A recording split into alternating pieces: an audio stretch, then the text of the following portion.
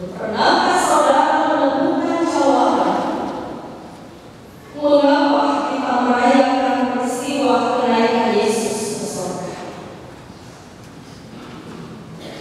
Ada banyak orang Kristen yang merayakan hari kenaikan Yesus ini tanpa pengertian yang benar.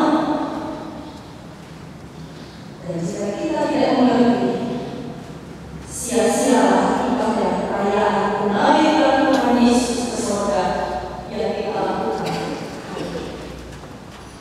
bahkan di setiap tahunnya. Kita bersyukur.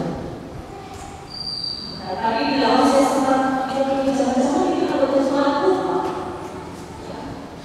Di PLP ini luar biasa lupa aja 2 hari, kalau 3 hari. Ini hari besok dan lusa. Mereka lihat PLP hanya lihat tanggal merahnya, tidak lihat catatan di bawahnya bahwa hari kenaikan berarti kita harus beribadah.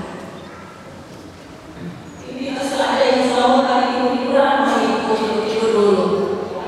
Tetapi entah istri atau suami atau anak-anak yang mengingatkan, oh tidak, hari ini kita gereja. Saudara-saudara, bersyukur kita berada di bangsa Indonesia yang menjadikan peristiwa kenaikan Yesus ke surga menjadi libur nasional. Berarti diakui Yesus yang mati, diakui Yesus yang bangkit, dan juga diakui Yesus yang naik dan berangkat ke surga.